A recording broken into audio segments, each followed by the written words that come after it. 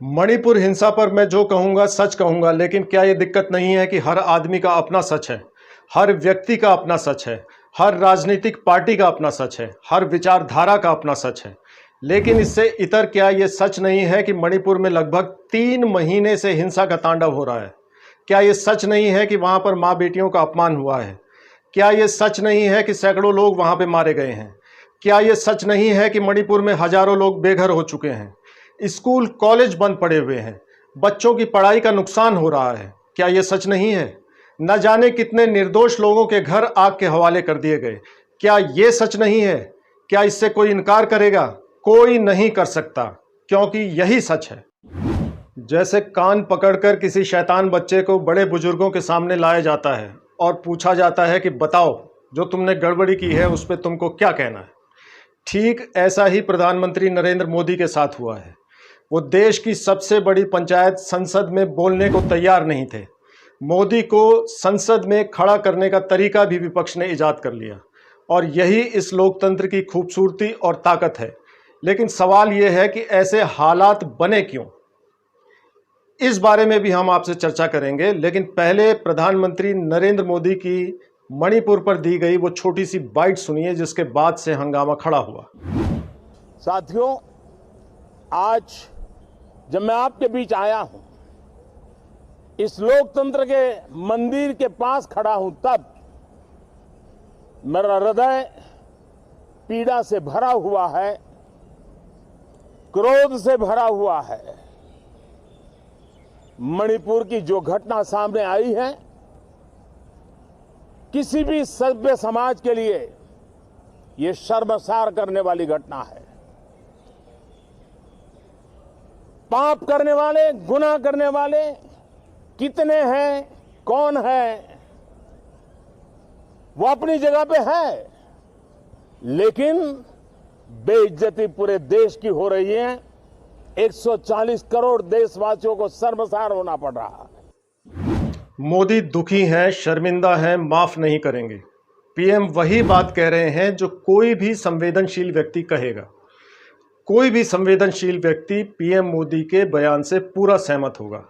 लेकिन मोदी जी, 140 करोड़ की जनता ने आपको प्रधानमंत्री सिर्फ इसलिए नहीं बनाया है कि आप ये बताएं कि वो दुखी हैं।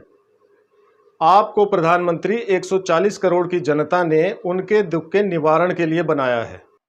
लेकिन इस देश का प्रधानमंत्री संसद में आकर इस संवेदनशील मुद्दे पर बोलने के लिए तैयार क्यों नहीं हुआ? सवाल ये है। इसलिए सवाल पूछना लाजमी हो जाता है, पार्टनर तुम्हारी पॉलिटिक्स क्या है? ये बताइए कि मणिपुर हिंसा के लिए आपकी सरकार ने अब तक क्या किया है, और आप ये बताने को तैयार नहीं हुए। जब सरकार के आप मुखिया हैं तो सबसे बड़ी जिम्मेदारी भी आपकी बनती है। और आप ही के स्टाइल में कहूं तो मित्रों, यही वजह है कि विपक्ष खुद को, जो इंडिया कहता है खुद को, उसने आपको बोलने के लिए मजबूर किया है, और इसीलिए वो अविश्वास प्रस्ताव लेकर के आया है।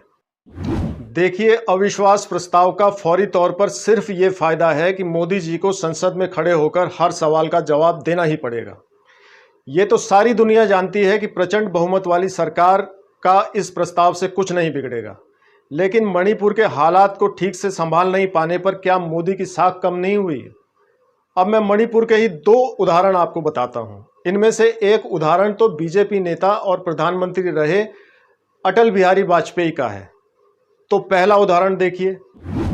8 अप्रैल 1995 को मणिपुर में कांग्रेस की सरकार बनी थी।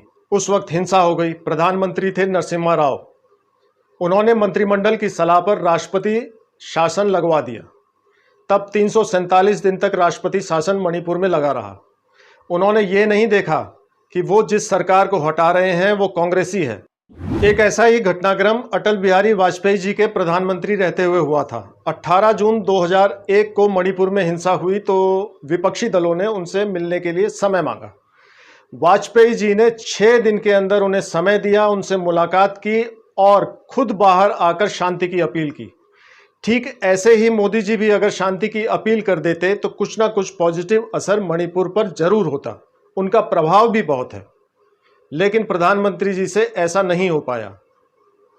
इसीलिए मैं वो बात फिर से कहूंगा जो मैंने शुरुआत में कही थी कि ये बताओ पार्टनर, तुम्हारी पॉलिटिक्स क्या है? वैसे जल्द ही मोदी जी जब अविश्वास प्रस्ताव का सामना करेंगे तो उनके सामने चुनौतियां भी कम नहीं होंगी।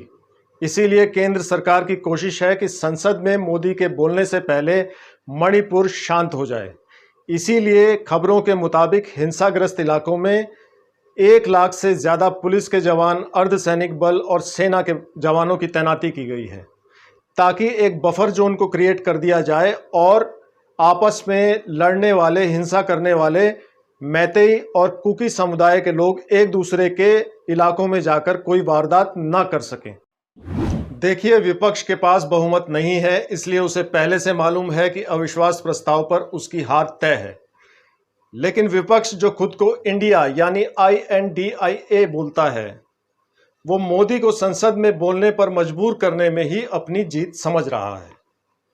Thanks for watching.